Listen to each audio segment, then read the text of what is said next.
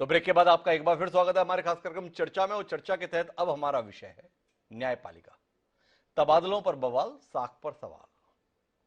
हम इस कार्यक्रम को आगे बढ़ाएं उससे पहले इस बात के लिए आभार जरूर ज्ञापित करना चाहते हैं कि हमने कुछ समय पहले एक कार्यक्रम किया था दोषियों की रिहाई के संदर्भ में। जिस तरीके से राजीव गांधी के हत्यारों को छोड़ दिया गया, जिन्हें अदालत ने दोषी माना था, इसके बाद बीरेंद्र सिंह के हत्यारों की रिहाई के लिए अभियान चलाने की बात हुई थी, तो खबर आई कि केंद्र सरकार ने इस रिहाई के खिलाफ सुप्रीम कोर्ट में अपील की है। आज खबर यह भी है कि कांग्रेस पार्टी भी अपील करने जा रही है। हम केंद्र सरकार की इस पहल का स्वागत करते हैं। वह हमारी स्पष्ट मान्यता है, दोषियों को इस प्रकार की रिहाई से समाज में एक गलत उदाहरण स्थापित होता है।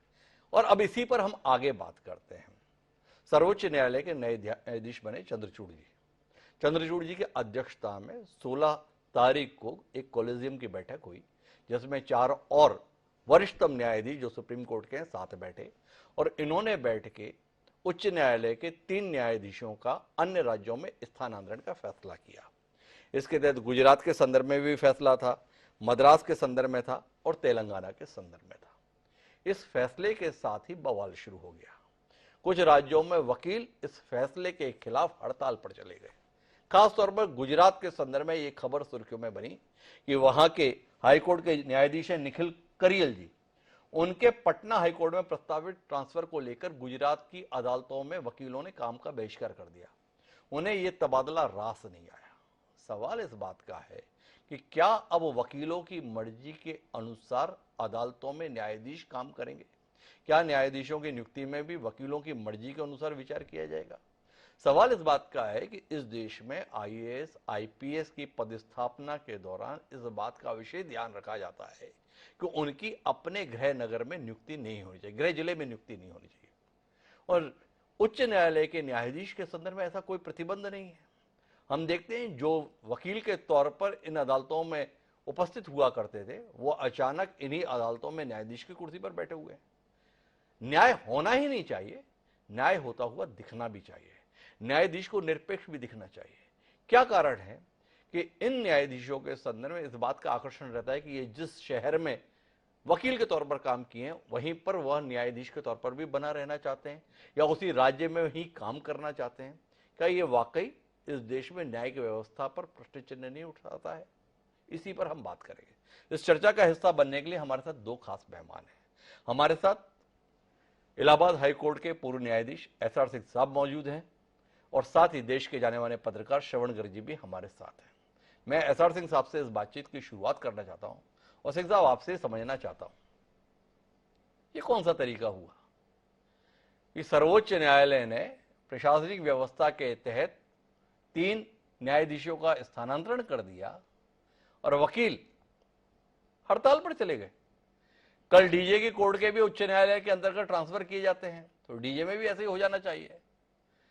फर्स्ट जुडिशियल मजिस्ट्रेट के संदर्भ में ये हो जाना चाहिए। थोड़ा इस बार रोशनी देंगे आप, किस नजरिए से देखते हैं आप? नहीं, देखिए क्या है कि ट्रांसपेरेंसी होनी चाहिए जी। अगर सुप्रीम कोर्ट के सामने कोई ऐसा सबूत है, कोई उनके पास ऐसा कोई संज्ञान लिया है जी। ट्रांसफर करना जरूरी था, तो ट्रांसफर होना चाहिए। हड़ताल वड़ताल तो मैं उसके हमेशा खिलाफ रहा जी। इसका जो प्रोसीजर है, लेकिन ऐसा है कभी कभी गलत हो जाते हैं, संदेश गलत जाता है, बिना किसी खास आधार के किसी को ट्रांसफर कर दिया जाए जी। तो ये बात गलत होती है। कोई वरिष्ठ न्यायाधीश है, गुजरात हो या कहीं का हो, जी। अब उसको ट्रांसफर अगर कर रहे हैं तो सुप्रीम कोर्ट के पास कोई होना चाहिए। अब उसमें एक बात और है, अगर मान लीजिए कोई ऐसी बात है उसको डिस्क्लोज करें तो उस व्यक्ति के खिलाफ जाता है, जी। तो बड़ा डेलिकेट मामला है। मतलब दोनों तरफ से देखना पड़ेगा। तो वकीलों को भी ये भी देखना चाहिए कि भाई इसमें हड़ताल करके हम उसको एक्सपोज करा दें। मान लीजिए कोई ऐसी बात है जो जिसके खिलाफ है, पर्सनल इंटीग्रिटी या ऐसे कोई बात, तो लेकिन अगर मान लीजिए ऐसी कोई इंटीग्रिटी की बात है तो भाई शुड रिमेन देयर। सिंह साहब थोड़ा बुनियादी बात करते हैं। आप छोटे से छोटे कर्मचारी के तबादले के संदर्भ में कि भाई अगर सरकार ने उसे नौकरी पर रखा है तो उसे कहीं पर भी स्थानांतरित किया जा सकता है, ये हाईकोर्ट के जजेस के संदर्भ में क्यों उम्मीद की जाती है कि उन्हें जब नियुक्त किया गया है तो वो उसी राज्य में बने रहे? कोशिश रहती है उसी शहर में बने रहें। आपके पास इतना लंबा तजुर्बा रहा है कि आपको नहीं लगता है कि एक न्यायिक ईमानदारी के लिए बेहतर उदाहरण तो यह होगा कि जो जिस राज्य का है उसे कभी उस राज्य में पदस्थ नहीं किया जाए? इसके संदर्भ में क्या विचार है आपका? 94 में पॉलिसी बनी थी जी कि जो जजेस 1/3 ऑफ द जजेस जी उस हाई कोर्ट में जो वहीं की प्रैक्टिस करते हैं वहीं जज हो जाते हैं, जी उनको दूसरे उच्च न्यायालय में भेजा जाए। जी लेकिन वो पॉलिसी खत्म हो गई। जी तो इस तरह के कोई मतलब नियम होना चाहिए कोलिजियम के सामने, किसी के सामने। जी कोलिजियम भी देखिए, हमारा जब अपॉइंटमेंट हुआ तो कोलिजियम सिस्टम नहीं था। जी कोलिजियम सिस्टम 93-94 में आया। जी तो कोलिजियम सिस्टम का भी अनुभव बहुत अच्छा नहीं है। जी तमाम अब हमारे जो लॉ मिनिस्टर साहब ने अभी बोले हैं, जी पक्षपात होते हैं, ये सब होते हैं। अब बात अपनी जगह कुछ सही भी है, जी एकदम से उसको नहीं नकारा जा सकता। जी तो वो जो नियम बने हुए हैं, जैसे all India judicial appointment commission बना था, जी उस तरह की कोई चीज बन जाए जी और उनकी व्यवस्था होनी चाहिए कि भाई ऐसा नहीं है कि गवर्नमेंट के, पहले के जमाने में गवर्नमेंट के अपॉइंटमेंट होते थे। पहले नियम था कि law minister, chief justice in consultation with the governor. जी अब वो क्या है कि सुप्रीम कोर्ट से नाम चला जाता है, वहां से आ जाते हैं। जी ठीक है, सिस्टम गलत हो रहा है ना। आप जो सुप्रीम कोर्ट से नाम भेज दीजिए, वो वकील जो हाई कोर्ट में प्रैक्टिस नहीं करता, वो चीफ जस्टिस नहीं जानते। जी अब सुप्रीम कोर्ट ने नाम भेज दिया तो हाई कोर्ट के चीफ जस्टिस मना करेगा उसको? ये सिस्टम सब गलत हो रहा है। डेमोक्रेसी के जो न्यायपालिका के लिए, स्वास्थ्य के लिए अच्छा नहीं, मेरा ये मानना है। तो सिंह साहब तो इत्तेफाक रखते हैं जो हो रहा है ठीक नहीं हो रहा है, पर देश के प्रखर पत्रकार श्रवण गर्ग इस विषय में क्या नजरिया रखते हैं जानने में हमारी दिलचस्पी है। श्रवण जी, आपसे जानना चाहता हूं, क्या वाकई न्याय होता हुआ दिख रहा है? उच्च न्यायालय या सर्वोच्च न्यायालय इस देश की लोकतंत्र के आधार बिंदु हैं। कहीं और से राहत नहीं मिलेगी, यहां से राहत ही नहीं मिलेगी बल्कि न्याय मिलेगा, इस उम्मीद के साथ हम होते हैं। और हालत यह हो गई है कि वकील ये इच्छा रखना चाहते हैं कि अदालत में जो जज बैठे वो उनकी मर्जी के अनुरूप होना चाहिए, और अगर जज का ट्रांसफर हो रहा है तो वकील इसके विरोध में सड़क पर उतरेंगे। आज वकीलों अदालत के अंतर्गत जज के ट्रांसफर में उतर रहे हैं, कल फैसलों के संदर्भ में भी उतर सकते हैं। क्या कहते हैं आप इस हालात को लेकर? देखिए, मैं थोड़ा सा, मेरा एक अलग विचार है हिमांशु जी। जी आपने पूछा कि न्याय हो रहा है क्या। जी मैं जानना चाहता हूं कि क्या अन्याय हो रहा है। जी हमको इस संदर्भ में देखना चाहिए कि न्यायपालिका इस समय, जिसको कहते हैं ना, आखिरी ठिकाना है लोगों को न्याय मिलने का बिल्कुल देश में। जी आप इस पूरे प्रकरण को इस लिहाज से देखिए कि 3 दिन पहले, 4 दिन पहले देश के कानून मंत्री कहते हैं कि कॉलेजियम सिस्टम ओपेक नहीं है, जी ओपेक है, जी पारदर्शी नहीं है। जी और उन्होंने और भी चीज कही कि पीपुल आर नॉट हैप्पी, लोग खुश नहीं हैं कॉलेजियम सिस्टम से, और ये कॉन्स्टिट्यूशन की स्पिरिट के हिसाब से काम नहीं कर रहा है। तो बोले सरकार को जजों की नियुक्ति करना चाहिए, जी ये उनका कहना है। गुजरात हाई कोर्ट के विवाद के बाद भी उन्होंने कहा कि अक्रॉस द ग्लोब, दुनिया भर में जजों की नियुक्ति जज नहीं करते हैं, सरकारें करती हैं। जी अब हमारे सिंह साहब कह रहे हैं कि कॉलेजियम सिस्टम ठीक नहीं है। जी जब आप कहते हैं कॉलेजियम सिस्टम ठीक नहीं है, तब आप ये कहते हैं कि सरकार को नियुक्ति का अधिकार दे देना चाहिए। जी गुजरात के वकील भी कह रहे हैं कि ये जो कॉलेजियम सिस्टम ने जो निर्णय लिया है गलत है। जी तो वो रिजू जी की बात का समर्थन कर रहे हैं। जी पर लॉ मिनिस्टर साहब गुजरात के वकीलों की हड़ताल को अवैध, गलत मानते हैं। जी मेरे ख्याल से आप समझ रहे हैं मेरी बात। बिल्कुल समझ रहा हूं। उन्होंने कहा है, लॉ मिनिस्टर ने बाकायदा कहा है, यदि कॉलेजियम के हर फैसले के लिए हड़ताल आए दिन की परिघटना बन जाती है तो यह कहां जाएगी? इसका क्या असर होगा, ये किरण रिजिजू का सवाल है। और वो कह रहे हैं कि अब कह रहे हैं वो जी कि जो कॉलेजियम के द्वारा फैसले लिए जाते हैं वो सरकार से सलाह के द्वारा लिए जाते हैं। तो रिजिजू जो हैं लॉ मिनिस्टर देश के, जब उनको कॉलेजियम सिस्टम का विरोध करना होता है तो कॉलेजियम सिस्टम का विरोध करते हैं, और जब उनको लगता है कि वकील लोग कोई मांग कर रहे हैं जो मांग सरकार के खिलाफ जाती है जी अप्रत्यक्ष तौर पर, जी तो वो कहते हैं कि कॉलेजियम सिस्टम तो ठीक है। जी आप इसमें से ये चीज ढूंढिए हिमांशु जी, जी जो मैं ढूंढने की कोशिश कर रहा हूं, जी कि गुजरात के भी वकील, तेलंगाना के भी वकील और मद्रास। मद्रास के भी वकील, मद्रास के वो जो राज को उनको राजस्थान भेज दिया गया है जी और इन दो को पटना भेज दिया गया। पटना। इन वकीलों का कहना है गुजरात के, जी जो अंग्रेजी में अगर कहूं मैं कि बहुत ही, justice Caryl is one of the finest, honest, upright and unbiased जज whose integrity and honesty are beyond vouched by the entire bar in one voice। मतलब उनकी निष्पक्षता, ईमानदारी, सब कुछ को संदेह से परे है। जी अब वो कहते हैं कि ये जो है उनको सजा दी जा रही है, ये उनकी ऑनेस्टी के लिए ये सजा दी जा रही है। जी मेरा ये कहना है कि अगर आप चाहते हैं कि सिस्टम में ऑनेस्ट लोग रहें, मैं पॉलिटिकली आईएएस और आप आईपीएस की नियुक्ति किस तरह से होती है पॉलिटिशियंस के द्वारा, जी उसकी बहस में नहीं जा रहा। जी मैं इस बहस में भी नहीं जा रहा हूं कि पीएमओ में अधिकांश लोग गुजरात काडर के हैं, जी मैं उसमें भी नहीं जा रहा हूं। जी मैं इसमें भी नहीं जा रहा हूं कि पूरे मंत्रिमंडल में मुख्यमंत्री के विश्वास पात्र केवल अमित शाह हैं जो गुजरात से हैं और उनके सहयोगी हैं, जी इसमें भी नहीं जा रहा हूं। जी मैं मेरे सामने 2-3 सवाल हैं। जी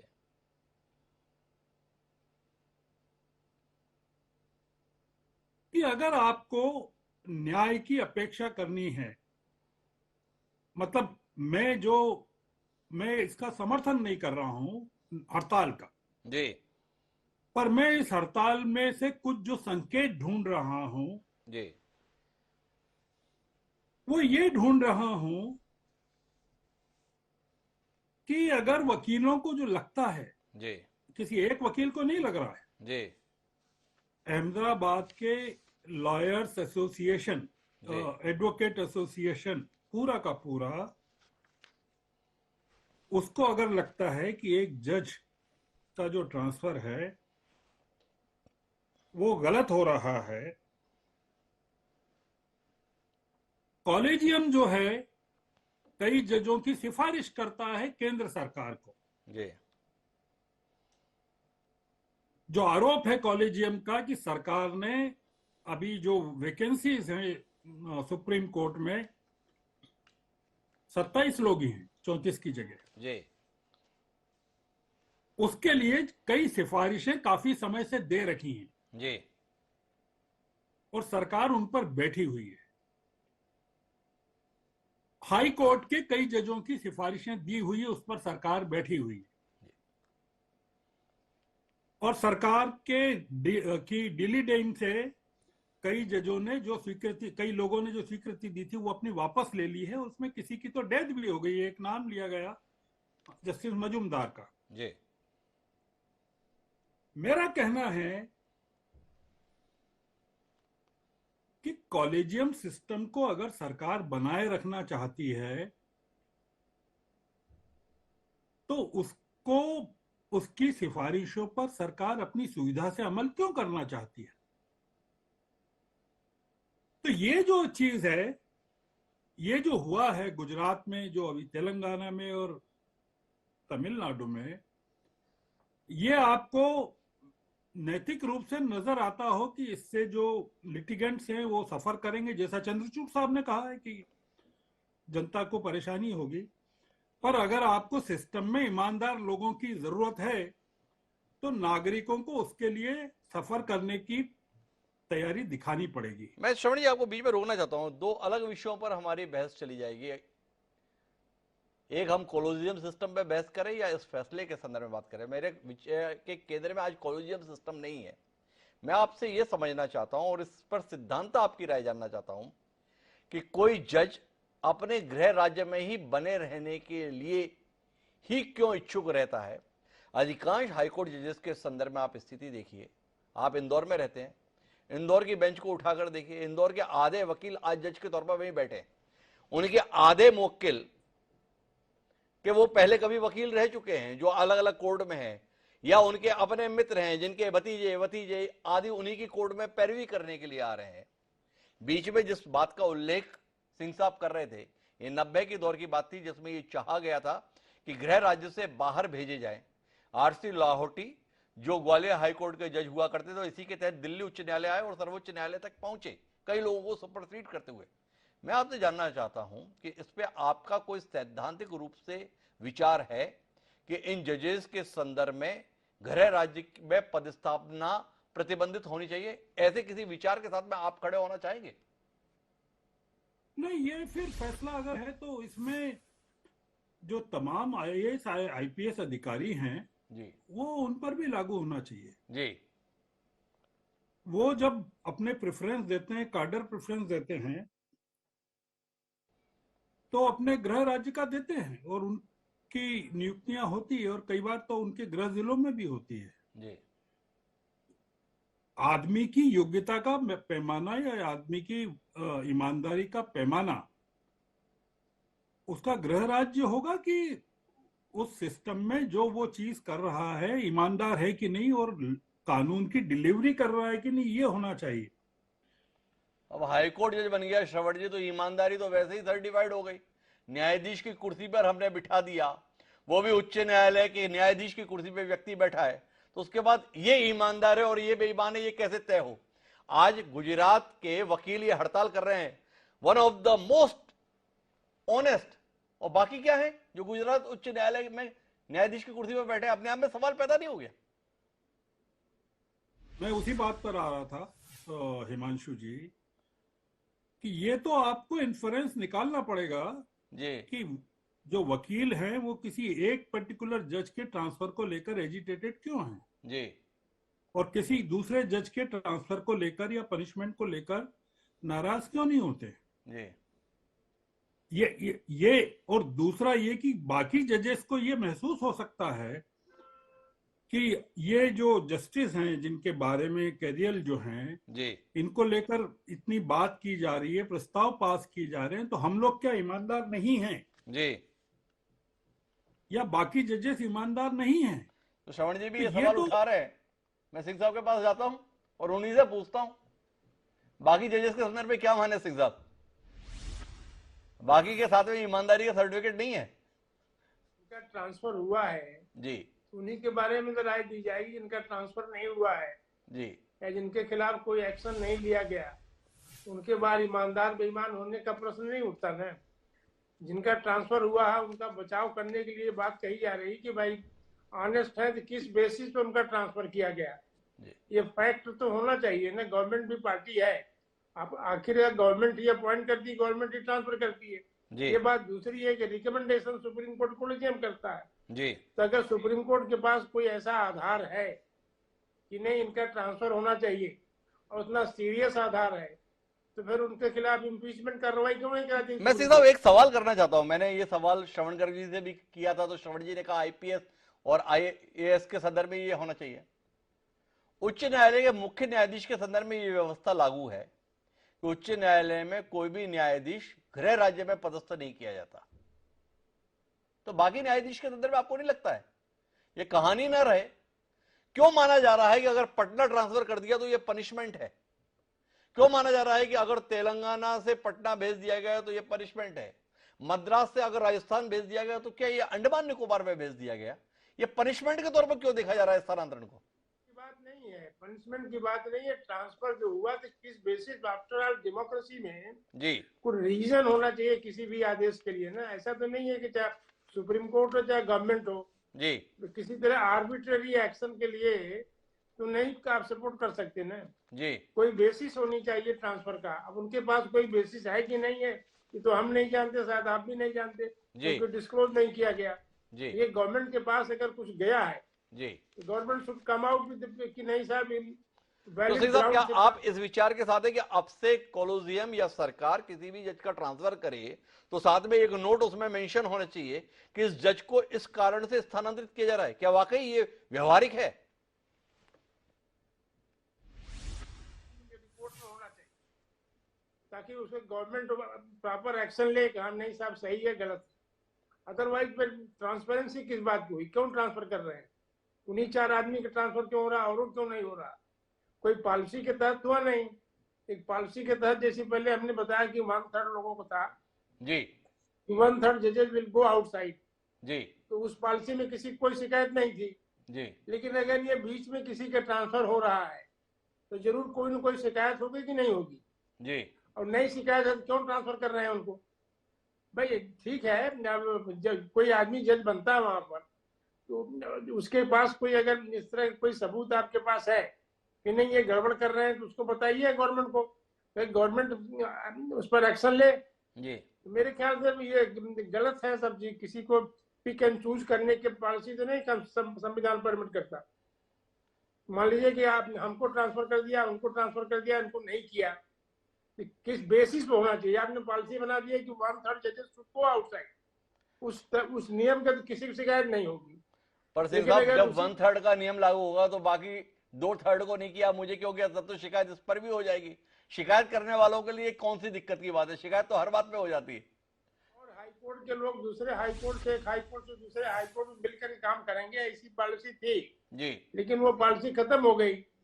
अब तो जिस जजेस हाई कोर्ट में वकालत करते हैं आप उसी उसी हाई कोर्ट में जज हो जाते हैं। तो मैं वापस समाधान के लिए एक बार फिर से श्रवण जी के पास रुख करता हूं। देश उलझन में है, सरकार भी उलझन में है। सरकार ने कॉलेजियम सिस्टम को देश के लिए हितकर नहीं माना था, जो नई सरकार आई थी 2014 में, इसलिए उसने एक नया कमीशन गठित किया था। पर सर्वोच्च न्यायालय ने उसे अवैध ठहरा दिया, खारिज कर दिया। तब से कहानी ऐसे ही घूम रही है।